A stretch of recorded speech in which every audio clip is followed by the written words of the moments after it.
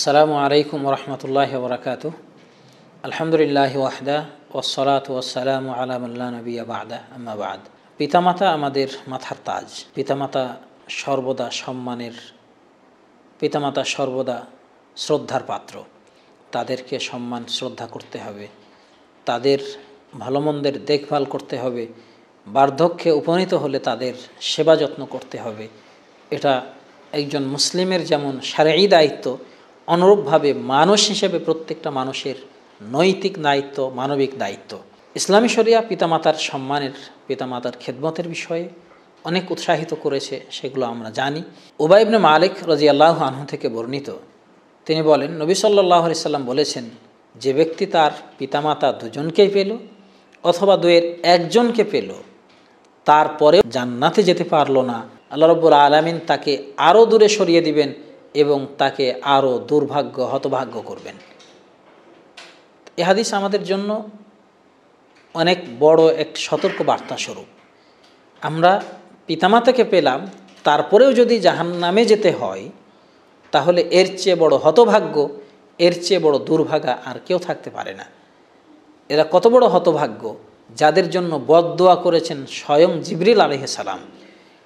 এরা কত বড় হতভাগ্য যে এদের বদদোয়ায় আমিন বলেছেন স্বয়ং নবী মুহাম্মদ সাল্লাল্লাহু আলাইহি সাল্লাম। নবী সাল্লাল্লাহু আলাইহি সাল্লাম একদিন খুতবার মিম্বারে উঠছিলেন।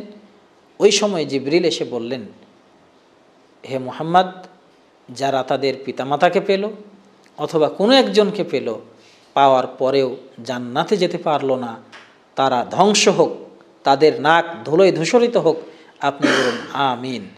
রাসূল বললেন, আমিন, হে আল্লাহ তুমি কবুল করো। চিন্তা করুন, দোয়া করতেছেন সর্বশ্রেষ্ঠ ফেরেশতা, ফেরেশতাদের যিনি সর্বশ্রেষ্ঠ ফেরেশতা, আমিন বলতেছেন, দোয়া কবুলের জন্য অনুরোধ করতেছেন আল্লাহকে।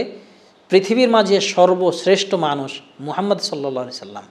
তো সর্বশ্রেষ্ঠ ফেরেশতা যদি দোয়া করেন, সর্বশ্রেষ্ঠ মানুষ যদি সেই দোয়া কবুলের জন্য বলেন, তাহলে সেই দোয়া কি বৃথা যাওয়া সম্ভব? কখনো বৃথা যেতে পারে? কখনোই যেতে পারে না। অতএব যে পিতামাতাকে পাওয়ার পরেও নিজের ঠিকানা জাহান্নামে করে নিল, নিজের ঠিকানা যার জাহান্নামে হয়ে গেল, তার চেয়ে বড় হতভাগ্য আর কেউ হতে পারে না।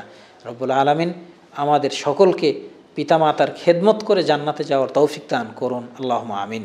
রাসূলুল্লাহ সাল্লাল্লাহু আলাইহি সাল্লাম সে কথাই বলেছেন, আল ওয়ালিদু আওসাতু আবওয়াবিল জান্নাহ, পিতা হলেন জান্নাতের মধ্যম মেন দরজা। অন্য হাদিসে রাসূল সাল্লাল্লাহু আলাইহি সাল্লাম বলেছেন, হুমা জান্নাতুকা আও নারুক, তোমার পিতামাতাই তোমার জান্নাত, তোমার পিতামাতাই তোমার জাহান্নাম।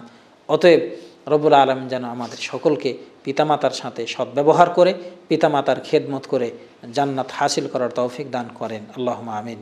আসসালামু আলাইকুম ওয়া রাহমাতুল্লাহি ওয়া বারাকাতুহু।